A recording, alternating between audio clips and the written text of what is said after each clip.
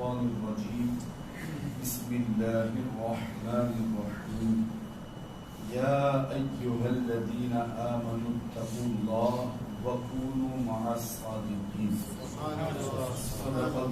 صدق الله مولانا العظيم وبلغنا رسوله النبي الأمين المكين الكريم ونحن على ذلك لمن الشاهدين والشاكرين والحمد لله رب العالمين مولاي صل وسلم دائما ابدا على حبيبك خير الخلق كلهم هو الحبيب الذي ترجى شفاعته لكل هول من الاهوال مقتحم يا ربي بالمصطفى بلغ مقاصدنا يا ربي بالمصطفى بلغ مقاصدنا يا ربي بالمصطفى بلغ مقاصدنا واغفر لنا ما مضى يا واسع الكرم واغفر لنا ما مضى يا واسع الكرم.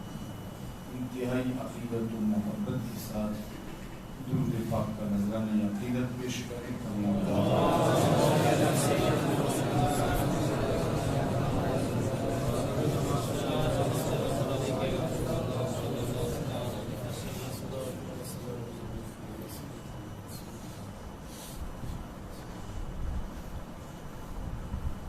امام اہل سنت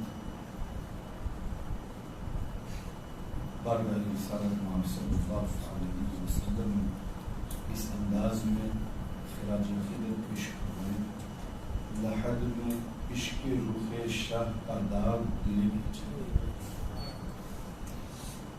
لحد میں عشق رخ شاہ کا داغ لے کے چلے اندھیری قبر سوری تھی چراغ لے کے چلے اور تیرے غلاموں کا نقش قدم ہے راہ خدا تیرے غلاموں کا نقش قدم ہے راہ خدا وہ کیا بہک سکے جو یہ سراغ لے کے چلے وہ کیا بہک سکے جو یہ سراغ لے کے چلے. محترم سامعین پچھلے جمعہ ہم نے گفتگو سنی تھی اور بات چل رہی تھی سرکار غوث اعظم رضی اللہ تعالی عنہ و ارضاہ عنا کی تعلیمات کے حوالے سے. آپ نے خود ارشاد فرمایا بندہ زہد کی منزل پر اس وقت تک فائز نہیں ہو سکتا جب تک کہ وہ ان 10 باتوں کو اپنے لیے لازم نہ کرے, یعنی ان 10 باتوں کو اپنے معمول میں نہ لے آئے تب تک وہ زاہد کہلانے کا حقدار نہیں ہوتا. پھر اس کے بعد بات چلی تھی کہ ہمیں چاہیے کہ ہم ان باتوں پر عمل کریں اور ہم بھی غلامان غوث میں شامل ہونے کی کوشش کریں, اور اگر ہم اس میں کامل نہیں تو پھر وہ جو ان کے غلاموں میں کامل ہیں اور سچے ہیں ان سے وابستہ ہو جائیں اور وابستہ ہو کر اپنی زندگی گزارنے کی کوشش کریں. ان 10 باتوں کے حوالے سے جو ابتدائی 3 باتیں تھیں وہ تو ہم نے ملاحظہ فرمائی. چوتھی بات یہی تھی کہ محارم کی طرف نظر نہ اٹھانا, یعنی جن چیزوں کے حوالے سے اللہ رب العزت نے ہمیں دیکھنے سے منع فرمایا ہے ان تمام چیزوں سے اپنی نگاہوں کو بچائے رکھنا, نگاہوں کو نیچے رکھنا. اب اس میں بہت ساری چیزیں شامل ہیں. یہ کہ ایک تو غیر محرم خواتین اور عورتیں کہ ان کے حوالے سے ہمیں اپنی نگاہوں کو نیچے کرنے کا حکم دیا, اور صرف مرد ہی نہیں بلکہ اگلی آیت کریمہ میں اللہ رب العزت نے عورتوں کو بھی حکم دیا کہ وہ بھی اپنی نگاہوں کو نیچے رکھیں, اور اس کے ساتھ ساتھ وہ تمام باتیں جس کے حوالے سے اللہ نے فرمایا کہ اس کی طرف دیکھنا جائز نہیں. اب وہ آپ دیکھ لیجئے موبائل میں اگر گندی پکچریں ہیں تو وہ بھی دیکھنا جائز نہیں, موبائل میں اگر گندی فلمیں ہیں وہ بھی دیکھنا جائز نہیں. راستے سے گزر رہے تھے, ٹاکیز سے گزر رہے تھے, راستے میں پوسٹر لگا ہے تو ان پوسٹروں جو گندے پوسٹر ہوتے ہیں ان سے بھی اپنی نگاہوں کو بچانے کا حکم ہے. تو پھر ہمارے لیے اب ضروری ہے کہ سرکار غوث اعظم کی ان تعلیمات پر عمل کرنے کی کوشش کریں. اب پھر اس کے بعد بات چلی تھی کہ بہت سارے لوگ ایسے ہیں کہ جو صرف ایک منصب پر فائز ہو جانے کی وجہ سے یہ سمجھتے ہیں کہ اب ہمارا اور عورتوں کا اختلاط یہ درست ہے، حالانکہ یہ شرعاً درست نہیں ہے۔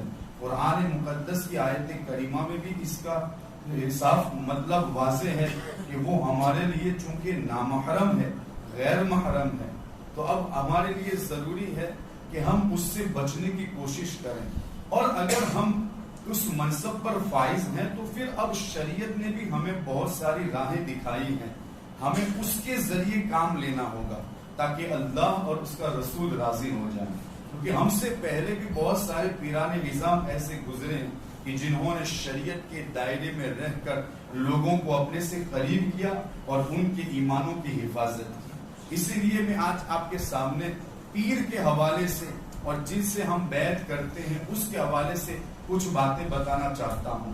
میری قوم یہاں پر موجود ہے، وہ دیکھ لیں کہ ہمارے لیے ضروری کیا ہے اس حوالے سے، کیونکہ ہم ناقص ہیں۔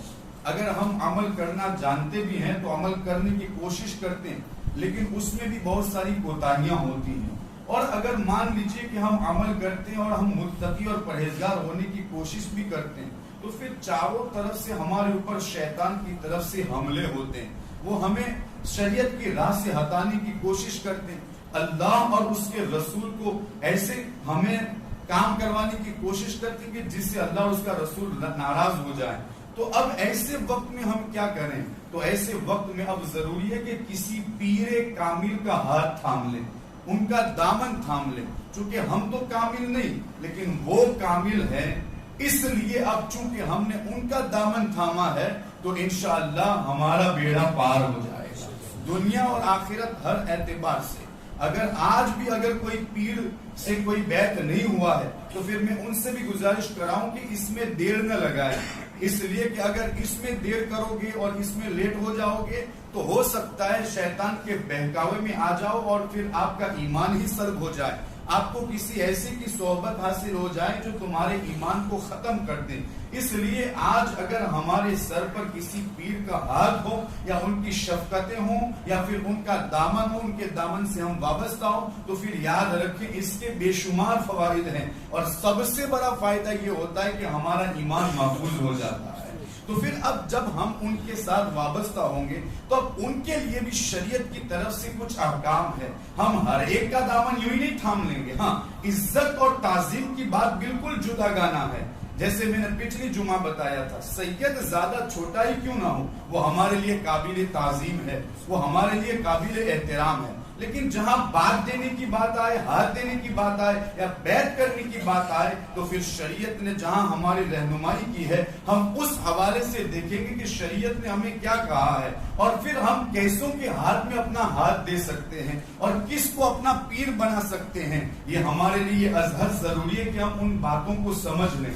آئیے میں آپ کو بتاتا ہوں، اگر آپ کسی پیر کے ہاتھ میں ہاتھ دیتے ہیں تو آپ یہ دیکھ لیں کہ 4 چیزیں اور 4 باتیں اس پیر کے اندر موجود ہے یا نہیں۔ اگر ان 4 میں سے اگر ایک بھی اس کے اندر نہیں ہے تو پھر یاد رکھیں آپ اپنا ہاتھ ان کو نہیں دے سکتے اور آپ ان سے بیعت نہیں کر سکتے۔ اور پھر اگر آپ یہ کہو کہ چونکہ میرے باپ دادا انہی سے بیعت ہے تو پھر یاد رکھیں یہ کوئی دلیل نہیں ہے کہ میرے والد اس سے بیعت ہے یا اس سے بیعت ہے تو ہمیں بھی اس سے ہی بیعت کرنا چاہیے، اگرچہ یہ کیسے ہی ہوں۔ یہ ہرگز شریعت میں کوئی دلیل نہیں ہے۔ ہم تو شریعت کے معاملے میں دیکھیں گے کہ وہ شریعت کے حوالے سے جو باتیں بتائی وہ اس کے اندر پائی جاتی ہیں یا نہیں۔ ہاں، اگر نہیں پائی جاتی تو قابل عزت اور قابل احترام ہے، لیکن جہاں ہاتھ دینے کی بات آئے وہاں پر ہم ہاتھ نہیں دے سکتے، کیونکہ ہم چونکہ خود ناقص ہے اور ہمارے لیے ضروری ہے کہ ہم کسی کامل کے ہاتھ میں ہاتھ دیں، تب جا کر ہمارا بیڑا پار ہوگا۔ اور اگر ہم اس کے ہاتھ میں ہاتھ دیتے جو خود ناقص ہے، جو خود پڑھا ہوا نہیں ہے اور جس میں وہ 4 باتیں نہیں پائی جاتی، مجھے بتاؤ کہ پھر ہمیں وہ فیض کیسے پہنچے گا، ہمیں وہ فیض کیسے حاصل ہوگا؟ تو پھر اب ہمارے لیے ضروری ہے کہ پہلے ان باتوں کو دیکھ لیں۔ الحمدللہ آج بھی روئے زمین پر ایسے اللہ والے موجود ہیں, ایسے پیران عظام موجود ہیں, آپ ان کو تلاش کیجئے اور جہاں دل جم جائے آپ وہاں پر اپنا ہاتھ دے دیجئے. لیکن جہاں پر آپ کو شریعت کے حوالے سے تھوڑی سی کوتاہی نظر آئے اور ان 4 باتوں کے حوالے سے سستی اور کوتاہی نظر آئے تو وہاں پر آپ اپنا ہاتھ نہ دیں, کسی اچھے پیر کے ہاتھ میں اپنا ہاتھ دیں تاکہ ہماری دنیا اور آخرت دونوں سنور جائے. آپ دیکھیں نبی کریم صلی اللہ تعالی علیہ وسلم کے بعد, چونکہ یہ بیعت کا سلسلہ اسی وقت سے شروع ہے اور اسی وقت سے جاری ہے, اس وقت کئی جگہوں پر بیعت لی گئی, کئی معاملوں پر بیعت لی گئی. اچھا پہلے یہ بتاؤں کہ بیعت کا مقصد کیا ہوتا ہے. بیعت کا مقصد یہ ہے کہ ایک ایسا شخص جو صاحب ایمان ہو وہ کسی پیر کامل کے ہاتھ پر وعدہ کرے. بیعت کا معنی وعدہ ہی ہوتا ہے, وعدہ کرے. اور پھر آپ چونکہ بیعت ہوئے ہیں اور آپ کو پتا ہوگا کہ اس کی حقیقت کیا ہے. جب آپ بیعت ہوتے ہیں تو کیا کہا جاتا ہے, میں نے اپنا ہاتھ غوث اعظم کے ہاتھ میں دیا, میں توبہ کرتا ہوں گناہوں سے جو میں نے کیے ہیں, اس سے میں توبہ کرتا ہوں, آئندہ گناہوں سے بچتا رہوں. پتا کیا چلا, بیعت کا مطلب ہے وعدہ کرنا. یہی ہے نا, وعدہ کرنا. وہ پیر کے ہاتھ میں ہاتھ دے کر کہتا ہے آج کے بعد میں گناہ نہیں کروں گا, آج کے بعد میں غلط کام نہیں کروں گا. اور پھر پیر کا بھی یہ حق ہے کہ اگر وہ اس کا ہاتھ لے لیتا ہے تو پھر اب وہ وقتاً فوقتاً اس کا جائزہ لیتا رہے, کیونکہ ان سے بھی سوالات ہیں. وہ وقتاً فوقتاً اس کا جائزہ لے, میرے مرید کیا کر رہے ہیں. اگر وہ غلط راہ پر ہے اب اس پر ضروری ہے کہ وہ ان کو سیدھی راہ بتائے, وہ ان کو سیدھا رستہ بتائے. میرے مریدوں یہ سیدھا رستہ ہے, یہ صراط مستقیم, تم کہاں جا رہے ہو. اور سب سے بڑی چیز عمل کے حوالے سے اور اس سے بڑی چیز ایمان کے حوالے سے وہ دیکھے میرا مرید کسی بد مذہب کے ساتھ اٹھتا بیٹھتا تو نہیں ہے, اس کا رشتہ ان لوگوں کے ساتھ تو نہیں ہے. وہ یہ دیکھیں اور پھر جب دیکھیں اور اصلاح کرنے کی ضرورت ہو ایسے وقت میں وہ اس کی اصلاح کریں. تو بیعت کا مقصد ہے کہ ہم اپنے ہاتھ کو پیر کے ہاتھ میں دے کر وعدہ کریں کہ آج تک جو زندگی گزری وہ گزر گئی, لیکن آج کے بعد میں یہ زندگی اب تمہارے حوالے کرتا ہوں, جیسا آپ کہیں گے ویسے ہی اپنی زندگی گزاروں. گناہوں سے بچتے ہوئے, غیر محرموں کے طرف سے ان کے چہروں سے اپنی نگاہوں کو بچاتے ہوئے میں اپنی زندگی گزاروں گا. لیکن ہماری حالت یہاں جدا گانا ہے, وہاں پیر سے بیعت تو ہوتے ہیں, ہم یہ بھی کہتے گانے نہیں سنوں گا, گانے بازے سے بچا رہوں گا, لیکن گھر آ کے پھر وہی گویا کہ ہم صرف ایک رسم ادا کر رہے ہیں, حق ادا نہیں کرتے. ورنہ جو واقعی میں سچے مرید اور سچے پیر گزرے, کوئی دیکھے امیر خسرو کو, ایک نہیں کئی لوگ گزرے جو واقعی میں سچے مرید تھے. ہم کیا مرید ہیں یار, ہماری تو حالت یہ کہ صرف ہاتھ دے دیا اور پھر کہہ سکے کہ میں مرید ہوں فلاں کا, اتنا ہی ہے. ورنہ معاملہ تو ہماری زندگی کا یہ کہ ان کے ایک ٹکے پر کہے ہوئے کے مطابق عمل نہیں کرتے. انہوں نے گناہوں سے بچنے کا وعدہ لیا, ہم نہیں بچتے, لیکن ہاں ہم مرید ہیں, کیا مطلب ہے. تو بیعت کا مقصد یہ ہوتا ہے کہ بندہ اپنا ہاتھ پیر کے ہاتھ میں دے کر یہ وعدہ کرے کہ حضور علیہ الصلوۃ والسلام جو دین لے کر آئے وہ اس کو مانتا ہے, اور جب مانتا ہے اور جو احکام شرعیہ ہے وہ اس پر عمل کرے گا, گناہوں سے بچتا رہے گا, کبھی گناہوں سے اس کی طرف نہیں جائے گا, اس کی طرف رغبت نہیں کرے گا. ہاں اگر غلطی سے چلا بھی گیا تو جلد توبہ کر لے گا, یا پھر اپنے پیر سے کہے گا تو پیر اس کی اصلاح کرے گا. یہ بیعت کا مقصد ہوا کرتا ہے. اب آپ ہی اندازہ لگائیں, جب بیعت کا مقصد یہ ہے تو پھر پیر کیسا ہونا چاہیے. یوں تو اگر دیکھیں نا تو 40 باتیں ایسی ہیں جو ایک پیر میں ہونی چاہیے, 40 باتیں. لیکن 4 شرطیں جو ہے نا وہ میں آپ کے سامنے پیش کرنے چلا کہ 4 شرطیں کون سی ہیں. جب بھی آپ اپنا ہاتھ کسی پیر میں دیں, پیر کے ہاتھ میں دیں, تو دیکھیں کہ یہ 4 باتیں اس کے حوالے سے اس میں پائی جاتی ہیں یا نہیں. گفتگو کو توجہ سے سنیں, ورنہ اگر کوئی لفظ ادھر ادھر ہو گیا تو ہو سکتا ہے آپ کو وہ سمجھ میں نہ آئے اور آپ وہی بات دوسروں تک پہنچا دیں. اچھی طرح سمجھو, اچھی طرح سنو, اور اگر کہیں پر کوئی چیز سمجھ میں نہ آئے تو پھر میں چونکہ یہی ہوں, آپ مجھ سے پوچھ سکتے ہیں, لیکن اچھی طرح اس کو سننے کی کوشش کرنا. سب سے پہلی چیز اور سب سے پہلی شرط ایک مرشد کامل کے حوالے سے وہ یہی ہے کہ اس کا سلسلہ باتصال صحیح حضور علیہ الصلوۃ والسلام تک پہنچنا. میں نے جس پیر کے ہاتھ میں اپنا ہاتھ دیا ہے، کیوں دیا ہے؟ فیض لینے کے لیے۔ بزرگان دین کا فیض ان کے ذریعے مجھ تک پہنچے گا، اور یہ حقیقت ہے۔ ہمیں تو فیض لینے کا طریقہ نہیں آتا، ورنہ جنہوں نے فیض لیا نا، مصیبت کے وقت میں اگر وہ اپنے پیر کو یاد کرتے ہیں تو پیر ان کی مدد فرماتے ہیں۔ ایسے بھی گزرے، آپ نے تاریخیں پڑھی کہاں ہے؟ آپ نے سیرت کہاں پڑھی ہے؟ مرید تو ایسے بھی گزرے اور پیر ایسے بھی گزرے۔ دور دراز سے اگر وہ تصرف کرنا چاہیں تو اس دور دراز سے تصرف کرتے ہوئے اپنے مرید کے ایمان کی حفاظت فرماتے ہیں۔ تو یہ فیض کیسے پہنچے گا؟ جبکہ اس کا سلسلہ متصل مصطفیٰ کریم تک پہنچتا۔ کیسے؟ کہ میں نے جس کے ہاتھ میں ہاتھ دیا، اس جو سلسلہ میرا ہے، جیسے سلسلہ قادریہ، میں نے اپنے پیر کے ہاتھ میں اپنا ہاتھ دیا، انہوں نے اپنے پیر کے ہاتھ میں ہاتھ دیا، پھر اس سے اوپر اخیر تک، اور پھر چونکہ جس کے ہاتھ میں نے اپنا ہاتھ دیا ہے ان کو بھی اس سے خلافت ہونی چاہیے۔ بغیر اجازت کے کوئی مرید بھی نہیں بنا سکتا، یہ بھی یاد رکھنا۔ ان کو بھی اجازت ہونی چاہیے۔ اسی طریقے سے یہ سلسلہ اوپر تک پہنچے اور سرکار غوث اعظم کے ذریعے مصطفیٰ کریم تک پہنچے۔ یہ سلسلے کا اتصال ہے۔ اگر بیچ میں ایک بھی انقطاع پایا گیا اور ایک شخص بھی منقطع ہو گیا، وہ فیض ہم تک نہیں پہنچ سکتا۔ جیسا کہ کئی جگہوں پر ایسا ہوتا ہے۔ چونکہ میرے والد محترم ایسے تھے تو چونکہ وہ دو لوگوں کو داخل سلسلہ کرتے تھے، لیکن بچے میں ایسا نہیں۔ لیکن چونکہ ان کا انتقال ہو گیا اور یہ ان کے صاحبزادے، تو گدی تو سنبھالنی ہے، تو اس کو لا کے بٹھا دیا۔ ٹھیک ہے، قابل احترام ہے، قابل عزت ہے، قابل تعظیم ہے، اس میں کوئی انکار نہیں۔ لیکن جہاں بیعت کرنے کا سوال اور معاملہ ہو، وہاں دیکھیں گے کہ اس کا سلسلہ اوپر تک ملتا ہے یا نہیں، ورنہ پھر فیض کیسے پہنچے گا؟ اور یہ ایک حقیقت ہے، اسے کوئی انکار نہیں کر سکتا۔ پھر ہمیں فیض رسانی کیسے ہوگی، ہمیں فیض کیسے ملے گا؟ تو اس لیے سب سے پہلے کیا سمجھیں کہ وہ سلسلہ اوپر تک جاتا ہے یا نہیں۔ جیسے سلسلہ اشرفیہ میں جو بھی حضور شیخ الاسلام سے بیعت ہوئی، الحمدللہ وہ سلسلہ اوپر تک پہنچتا ہے، الحمدللہ۔ سلسلہ چشتیہ میں بھی بزرگ موجود ہے، سلسلہ رضویہ میں بھی موجود ہے، قادریہ میں بھی موجود ہے، بہت سارے۔ تلاش ہمیں کرنی ہے، ہمیں تلاش کرنی ہے، ہمیں دیکھنا ہے کہ کون کہاں پر کیسا کامل ہے۔ یہ پہلی شرط ہے۔ اب اس کے بھی کچھ احکام ہیں، لیکن اختصاص کے طور پر آگے بڑھتا ہوں۔ دوسری شرط دیکھیں، دوسری شرط ہے کہ وہ مرشد جس کے ہاتھ میں اپنا ہاتھ دیا ہے وہ سنی صحیح العقیدہ ہو۔ کیسا ہو؟ سنی صحیح العقیدہ ہو۔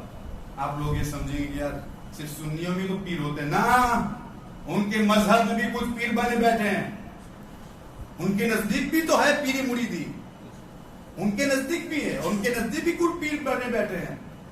لیکن سنی صحیح العقیدہ مرشد کے ہاتھ میں ہاتھ دینا ہمارے لیے ضروری ہے۔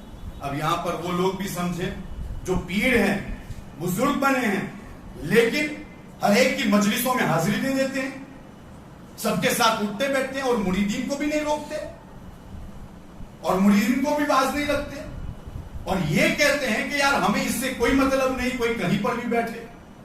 تو یہ بالکل سراسر غلط ہے۔ آپ کے ہاتھ میں ہاتھ دیا ہے تو آپ کا حق ہے اب کہ اس کے ایمان کے حوالے سے وقتاً فوقتاً جائزہ لیتا رہے، دورہ کرتا رہے۔ ہمارے علاقے میں ایک پیر گزرے ہیں، رہبر شریعت، پیر طریقت، عالم بعمل، نورانی میاں صاحب قبلہ پیتلاد والے، اکثر لوگ جانتے ہوں گے۔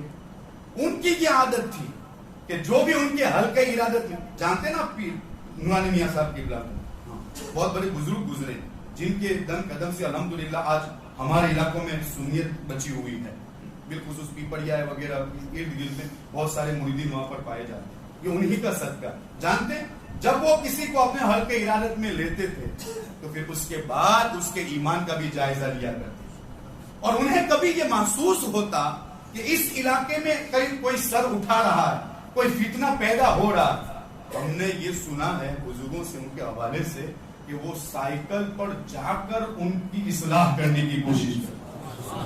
پیر کا یہ حق ہے، پیر کا یہ حق ہے۔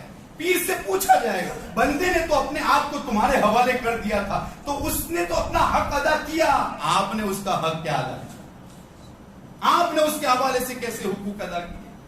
مرید کر لینے سے اس سے ایسا نہیں کہ کام ختم ہو گیا۔ मुरीद कर लेने के बाद अब तुम्हारे लिए जरूर फुला मुरीद, क्योंकि पीर वही होता है ना जो हर एक मुरीद को याद रखे, देखे कि तुम्हारे इलाके में कोई फितना तो नहीं उठ रहा। अगर फितना उठ रहा है तो वक्त पर उस वक्त जाकर उस फितने के सत्य बाप के हवाले से जो भी काम हो वो करे अपने मुरीदीन के जरिए, ताकि मुरीदों का ईमान महफूज रहे। तवज्जो है आप लोगों की, ये दूसरी शर्त है। अब तीसरी शर्त मैं आपके सामने पेश करता हूं। मुर्शिद आलिम क्या हो, कैसा आलिम हो कि वो अपनी जरूरियात के मसाइल को किताबों से बिना किसी मदद के निकाल सके। उसे इतना इल्म हो कि अगर कोई ऐसा मसला पेश आए तो वो किताबों को देखकर उसमें से मुताला करके उन मसलों को समझ सके। उतना इल्म उसको हासिल होना जरूरी है। जाहिर सी बात है, जो खुद भी इल्म होगा वो दूसरों की रहनुमाई कैसे करे। जिसे खुद शरीयत का इल्म नहीं है वो दूसरों की रहनुमाई कैसे करे। हाँ, वक्तन फवक्तन किसी मुफ्ती साहब से वो कांटेक्ट करता रहे। सबसे पहले तो ये कि वो खुद इल्म दिन हासिल करे। चलो भाई, पहले नहीं कर सकता, अब उसके लिए जरूरी, क्योंकि उम्र के इल्म के लिए कोई उम्र की कैद नहीं है। हुजूर फरमाते हैं उतलुबुल इल्म मिनल महदी इलल लहद, गोद से लेकर कब्र तक इल्म दीन हासिल करो। यही वजह है कि हमारे बुजुर्गाने दीन और बिलखुसूस एक सहाबी रसूल के जिन्हें पता चल गया कि अब मेरी मौत का वक्त आ गया है, हुजूर से पूछा हुजूर क्या करूं। आका फरमाते हैं इल्म दीन की तलब में लग जाओ। जो इल्म दीन की तलब में होता है और उसी में उसकी मौत होती है उसको शहादत का दर्जा दिया जाता है। इल्म जरूरी है, हर हाल में जरूरी है। अब जो खुद भी इल्म हो वो दूसरों की रहनुमाई कैसे करेगा। जो खुद शरीयत को नहीं जानता, जैसे हमारे यहाँ कुछ लोग होते हैं खुद तो इससे नावाकिफ है, दूसरों को भी इसकी तलकीन करते हैं, उनके साथ उठो बैठो मत। ये है भाई हमारे इलाकों में, उनके साथ उठो बैठो मत, दारुल में अपने बच्चों को न भेजो। ये दारुल की बात आती है ना तो आपको यूं लगता है कि ऐसा तो नहीं हो सकता। हाँ, हमने कानों से सुना है। उनके साथ उठो बैठो मत। तो इल्म हासिल करना तो हर एक के लिए जरूरी है, चाहे पीर हो या मुरीद हो। जो जरूरी इल्म है हर एक के लिए जरूरी। आपका फरमाते तलबुल इल्म फरीज़तुन अला कुल्ली मुस्लिम। है कोई कहे कि सिर्फ पीर के लिए या सिर्फ मुरीद के लिए? तलबुल इल्म फरीज़तुन, जो इल्म दीन जरूरी इल्म दीन है वो हर मुसलमान पर फर्ज है। जरा इसको भी समझने की कोशिश करना। लोग समझते हैं ये आलिमों का काम है, वो जाने और उनका काम जाने। हर शख्स पर इल्म दीन हासिल करना फर्ज। कैसा फर्ज? अब मैं बालिग हुआ तो अब मुझ पर नमाज फर्ज हुई कि नहीं? अब जरूरी है कि नमाज के जितने भी मसाइल मेरे लिए जरूरी है वो सब इल्म में हासिल हो। ज़कात अगर मुझ पर फर्ज होती है तो अब जरूरी जो ज़कात के मसाइल हैं उनका सीखना मुझ पर फर्ज हो गया। शादीशुदा हो गया हूं और मुझे निकाह करना है, निकाह करने से पहले निकाह का इल्म हासिल करना जरूरी है। हुजूर का फरमान, कौन इसको टाल सकता है? कौन इससे इनकार कर सकता है? हुजूर फरमाते हैं शादी के वक्त तलाक की कभी कभी नौबत आती है, तलाक के मसाइल सीखना भी हमारे लिए जरूरी है। जो जो मुकल्लफ के हवाले से जो जो बातें आती जाएंगी उसका इल्म हासिल करना हमारे लिए क्या है? जरूरी है। जैसे नमाज के ताल्लुक से मसलन मैं आपको बताऊं, नमाज जब फर्ज हो जाए तो सबसे पहले हम समझेंगे नमाज की शर्तें क्या है। अब अगर हमने नमाज की शर्तें न जानी तो मुझे बताओ, पता चलेगा कि हमने नमाज अदा की? नमाज की एक शर्त है तहारत। तहारत ही के हवाले से अगर हमें इल्म नहीं है तो फिर हमारी नमाज क्या होगी? हमारा कपड़ा नापाक हो गया है और फिर भी हम नमाज पढ़ रहे हैं कि पता ही नहीं है। इस्तिकबाल किबला और भी बहुत सारे शर्तें हैं। फराइज देख लें, रुकू फर्ज है, कयाम फर्ज है, किरत फर्ज है, बहुत सारी चीजें फर्ज। इन सब का जानना हमारे लिए जरूरी है। और सबसे बड़ी बात वाजिबात नमाज का जानना हमारे लिए जरूरी है। अगर मुझ पर नमाज फर्ज हो गई है ताकि मेरी नमाज बची रहे, मेरी नमाज की हिफाजत। यारो, इल्म हासिल करना हर शख्स के लिए फर्ज है और जो मुर्शिद है उसके लिए इतना इल्म हासिल करना है कि वो जरूरत के वक्त किताबों से मसाइल अखज करके वो अपने मुरीदीन को इल्म दीन से मालामाल करता है। इल्म सीखे और दूसरों को सीखे। यही तो मामला रहा है हमारे बुजुर्गाने दीन का। अब यहां पर मैं आपको बताऊं, सरकार गौसे आजम से बड़ा कोई पीर है? कोई पीर है भाई? कोई कह सकता है सरकार गौसे आजम से बड़ा कोई पीर? पीराने पीर कहते हैं। سرکار غوث اعظم خود فرماتے ہیں الانس لہم مشائخ الجن لہم مشائخ الملائکہ لہم مشائخ وانا شیخ الکل. انسانوں کے بھی پیر ہوتے ہیں, جناتوں کے بھی پیر ہوتے ہیں, اور پھر انسان و فرشتوں کے بھی پیر ہوتے ہیں, اور میں سب کا پیر ہوں, میں سب کا. لیکن ذرا ان کی سیرت پر, سرکار غوث اعظم کی سیرت پر, اتنے بڑے ولی کامل, ارے اتنے بڑے ولی کامل کے ماں کی پیٹ ہی سے 18 پاروں کے حافظ پیدا ہوئے. تو اتنا سارا کمال ہونے کے باوجود بھی بغداد تک جانا اور وہاں پر جا کر علم دین کے حوالے سے مشقتیں برداشت کرنا اور وہاں پر جا کر زانوے تلمس طے کرتے اتنے مجاہدے پر مجاہدے کرنا, یوں ہی ہو گیا. اگر سرکار چاہتے نا تو پل بھر میں آپ کو علم دین حاصل ہو جاتا, اتنے بڑے آپ ولی کامل. لیکن نہیں, انہیں پتا ہے اگر میں ہی یہی کام کروں گا تو پھر صحابہ کی سنت پر عمل کون کرے گا. اس حوالے سے گفتگو کی انشاءاللہ. استغفر اللہ ربی